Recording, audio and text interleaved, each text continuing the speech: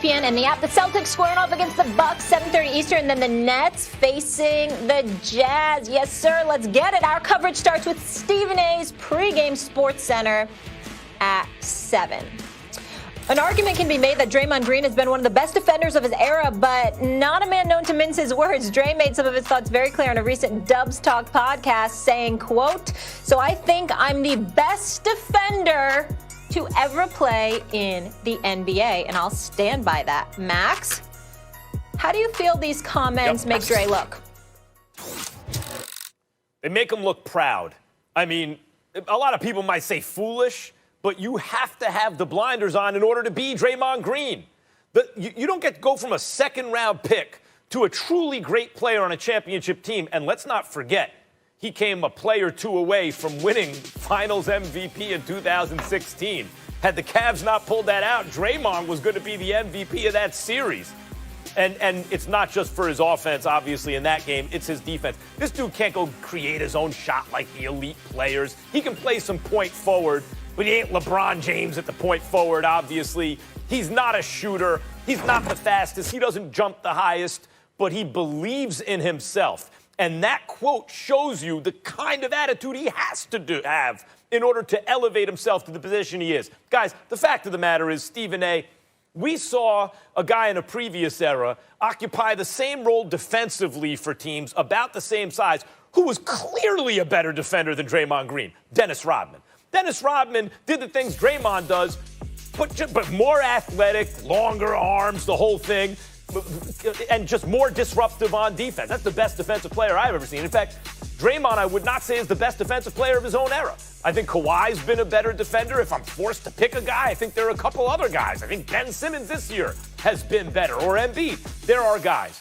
But Draymond comes across here to me, Stephen A., as proud. The kind of pride you need in order to turn yourself into Draymond Green. So he's wrong, but I don't hold it against him. He's wrong, but we don't disagree here. I wouldn't call him anything other than wrong and proud. The reason I say that is because Draymond Green is an elite defender. He can defend bigs. He can defend perimeter players.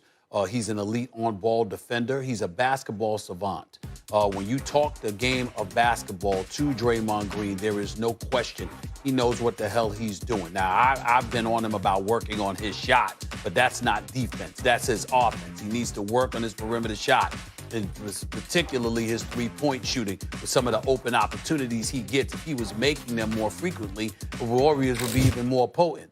Having said all of that, when we think about some of the greats, think about Michael Jordan, think about Kobe Bryant, think about Kawhi Leonard in this day and age, think about the Paul Georges of the world, think about the Alvin Robinsons back in the day, the Joe Dumars and others. Listen, I just look at him and I just say to myself, excuse me, I didn't consider him a better defender than some of those guys. I certainly didn't consider him a better defender than Dennis Rodman. Now, there are some people that will sit up there and challenge me on that because of Draymond Green's on-ball defensive ability.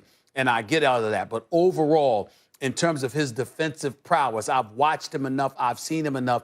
He's definitely an elite defender. But right now, I'm not sure he's the best defender in the game today next to Ben Simmons of the Philadelphia 76ers. I think we got to look at Ben Simmons. I mean, we got to think about that for a second here. And so when I look at it from that perspective, Draymond Green is up there. Draymond Green is one of the elite defenders. There's nothing wrong. There's nothing sacrilegious or blasphemous about him mentioning himself in the same breath with the greats on the defensive side of the ball because of what the Golden State Warriors ask of him and what he does on a night-in, night-out basis and what he did for years in helping them get to 5 straight NBA Finals and winning 3 championships. But in the end, would I call him the best defensive player ever? No, I wouldn't even call him the best defensive player this year. I think that might be Ben Simmons. Yeah. Well, gotta believe in yourself before anybody else does. All I know is I can't wait for the Dubs to be back at full strength when Clay gets back. No question. And we got the real Warriors team competing again for a chip. Fellas, we will leave it there. When we come back on First Take, we're talking a little UFC. This is gonna be fun. We have the heavyweight champ. The champ is... His take on the Heat at 10 p.m. tonight on ESPN. Curry has scored at least 25 points and shot 50% from the floor in 10 straight games. The only guard with a longer streak than Curry in NBA history. Guess who? Michael Jordan, who's also celebrating his 58th birthday today. Happy birthday, my man. Let's go to Mr. Mike Wilbon. He's back in the house. Steph in the MVP race. Talk to me for a second, Mike Wilbon. Where do you view him at right now? Stephen A., I have Curry fifth in a fluid and packed MVP race at the top of it. I don't even have Doncic at all in my top five. I've got Curry fifth, and he can move up the way he's playing. I've got LeBron first. I've got Embiid second. James Harden has moved from off the board to number 3 for me right now. I think he's more important to the team, not a better player, but more important to what the Nets are doing even than Kevin Durant. I mean, what he's done in facilitating and organizing, look at the assists. Look at the duty. Look at the sacrifice that involves, Stephen A. When you are the scorer James Harden has been recently, and you say, I'll put that on hold. This team needs me to do this. James Harden is third, and he may go up that list some more. And then we've got others. We've got Jokic. Look, forget all of that. Let's go back to your list. Let's go back to your list. First of all, I don't have LeBron James number 1. I got Joel Embiid number 1 and LeBron number 2. Okay. But I would say this. I appreciate that. everything that you said about James Harden because right now he's playing sensational basketball and reminding us what a superstar he is. But my goodness, what about Damian Lillard in Portland? Have we forgotten about him, Mike Wilbon? No, you don't even have him on your list. Not at all. Listen, I've got Damian Lillard and Steph Curry as the 2 starting guards in the Western Conference, and Dame may move up that list too. I said fluid, all right? And so I listen, Stephen A., it's packed. There's a lot of great players having individual great efforts going on right now. But who would you take off my list? Tell me that. Oh my goodness.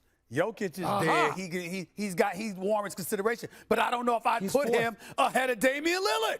I don't know if I'd do that right now. That's just right now, Stephen A. We got how many more games left? 45 games left in this season. All right. There's plenty of time for change. So you fluid with your MVP. You're fluid with who's coming out of the East. I mean, Mike, if I give you more airtime, I don't know what's next with you, Mike. Well, I don't know what you'll be fluid about next. All right, man. I'll be right back. How do you not have LeBron James 1? How do you not have LeBron 1, Stephen A? No, I got Joel Embiid 1, at least for now. By the way, stay right there. Don't go anywhere. We're closing in.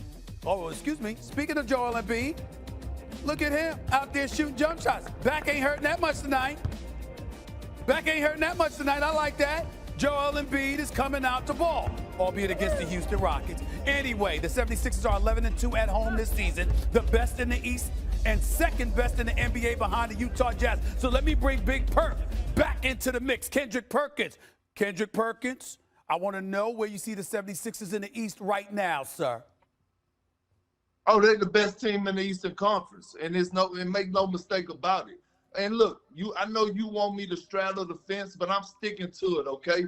The Philadelphia 76ers have the best team in the Eastern Conference. When you look at their team, they're not lacking at anything. Yes, they have superstar power in Joel Embiid and Ben Simmons, but the others, Tobias Harris, Seth Curry, Shake Milton, Danny Green, Dwight Howard, they're deep, they're stars in their roles, and they got one hell of a coach in Doc Rivers. Hold on for a second here, because if I recall correctly, you know what? You showed up on some hit show on ESPN Plus, #1 show on ESPN Plus called Stephen A's World. You know, you said you got a condo in it, and you showed up in the condo, and you showed up on the air in your condo, and you said Game 7, Nets, Sixers, and it's a 50-50 shot. You didn't seem that definitive about 24 hours ago when I saw you doing that interview with somebody who will remain nameless.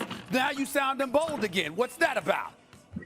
It's for the simple fact that, off the air, you and I, a guy by the name of Stephen A. Smith, have conversations, and you think that Big Perk is straddling the fence. And I'm not straddling the fence. Look, I'm not taking anything away from the Brooklyn Nets.